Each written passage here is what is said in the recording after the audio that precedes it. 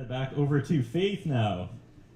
Welcome. Yeah, I don't know what to say about what this week has been. You're a corporate accountant and manager for the Canadian Diabetes Association. I can barely read my chicken scratchy. People with really long titles made it difficult for me to write in my yearbook. Did I come close? Very good. Awesome. So not only do I work for the Canadian Diabetes Association, but I'm also living with diabetes, relatively newly diagnosed. And I entered this challenge because I wanted to highlight what the experience is like for somebody to balance living with marginal income, poverty, and managing a chronic condition. And I had mixed feelings about the experience because in some ways I was able to actually count some of the things I had as treats. Like I had Kraft dinner. I haven't had Kraft dinner since I was diagnosed, and I literally sat on the chair moaning as I ate it because it was so good. And then I gave half of it to my roommate because I said, I can't eat any more of this. You have to eat it for me because it's not good for me. It took about 3 days for me to actually figure out how to keep my blood glucose levels at a relatively normal range, and basically I ended up by just becoming obsessive about eating little snacks continually through the day. So you'd see me carrying my bag of soda crackers and peanut butter everywhere I went, and half a stalk of celery for coffee break because I knew I needed some fiber if I wasn't going to spike in the afternoon. And it just became this overwhelming challenge to figure out how to keep my blood sugars at a normal rate. And the other piece that really was real to me is something you alluded to, Curtis, is that only one piece of our life was changed by this challenge. We didn't have to deal with all the other challenges that can be there, from safe housing to having power to having a phone to make the calls we have to make to, like I had an employer that was supportive the mornings that I just couldn't get out of bed in time to get to work on time. I didn't have to worry that my job might be threatened by that. And the other piece that really was real to me is that because of my level of knowledge about diabetes, I was able to do this and make it work. But the foods that I was eating and the things I was eating in the long term would have such a negative effect on my overall health and my overall ability to manage my diabetes. And one of the things is that the rapid changes in blood glucose levels, and that's some of the most dangerous times for someone with diabetes, is when their blood sugars are all over the board. And so it was very real to me, some of the stories that people told me about how they tried to manage their health. And one lady in particular, she talked to me about how people judged her as being not caring about her health, or just not being careful. And she said, I try so hard, but with what I am able to get, all I can do is just survive on it. So that was very real to me. Faith, thank you. So we pass it down. We'll start at the end again with Jill Smith, one of my media sisters. Hey tell the good people what you do, Jill. Oh, yeah. Okay, so I'm the host of CBC Television at 5 o'clock here in Saskatoon, and the food bank, of course, is our CBC charity. So, of course, I jumped at the opportunity to do this.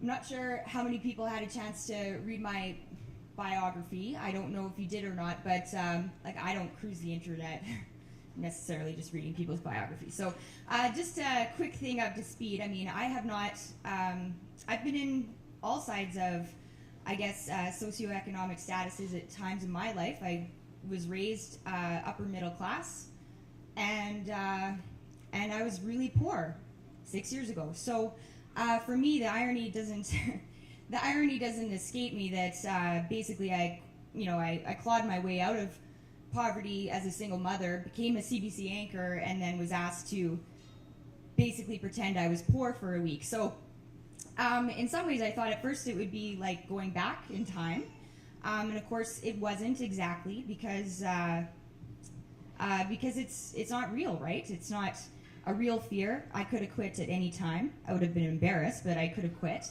I knew it was going to end, and in some ways it was like holding up a mirror and a bit of a slap in the face, because I kind of just went back into an old mode, right? Ration it out, plan it all out. And when something goes wrong, I did blog about this.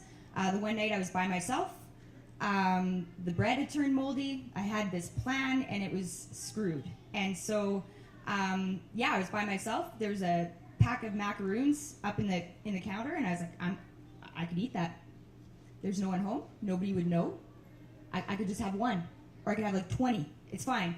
And I just thought, no, like that's not what happens in real life. If your food goes bad, if you don't have any more and you don't have enough money, you don't. So I sat and had a 5-minute cry on the couch by myself and just moved on, right? So that was a big thing. But the big thing that hit me, because I didn't make my son do this, and he doesn't remember what it was like when we were on welfare. So I didn't really want to introduce that for him again. But the thing that was the slap in the face was, you know how, and kids do this, or at least privileged kids do this.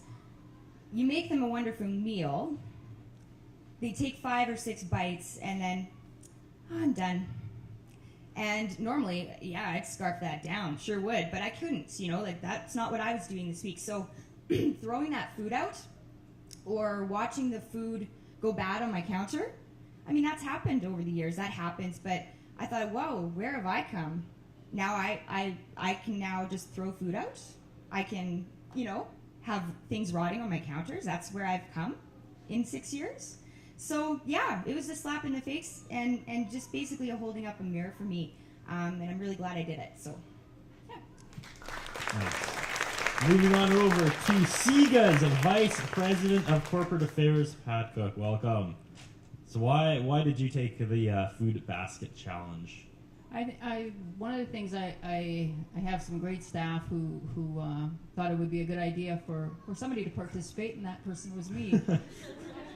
Lost the coin toss. No, it was just an opportunity to see, experience something that certainly I think everybody's experienced, challenges in their lives, but I don't have that experience right now, and so I wanted to just raise that awareness with not only general public, but our own staff within SIGA. And I had a lot of support. I had my husband's support, I had my family's support, my staff who were very good to work with, and I had the support of our executive team.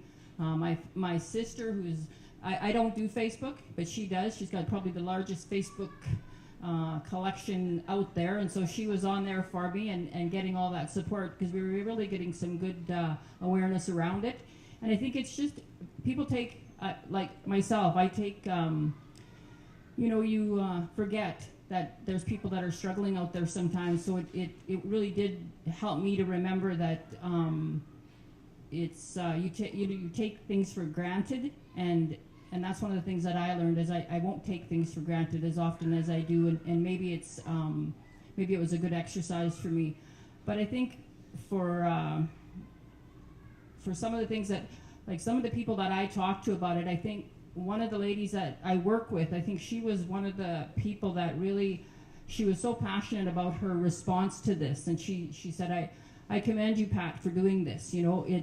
I wish other people would go out and do this. I wish council members or mayor would participate in this, because there's real issues out there, bigger than people realize. It's more than the food bank.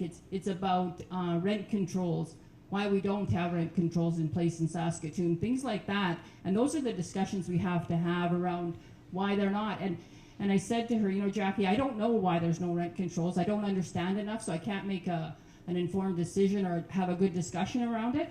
But it's something that we do need to talk about. And I said, you're very, very passionate about this, and I wish you'd blog. Go on and blog about it, because you seem to really know what you're talking about, and she did. And it's those kind of discussions that we have to have, and things like that. So that's what it meant for me, was being able to generate that discussion. Because I know there's more than just rent controls out there, but those are the things that are important and critical. The other thing I wanted to mention was, it's not just your down and out people. It's not just your people that are, don't have a job. It's young university students. It's single parents. It's couples that are living with their grandchildren. It's older couples that are struggling to make ends meet. And so those are the people that are also using this, and that's a service. And I think people forget that. And that's one of the things that I wanted to point out tonight, is because there's lots of people using the food bank and using services that are critical, you know, and so I certainly want to thank the food bank for allowing us to participate in the challenge, because I certainly enjoyed it and I learned a lot.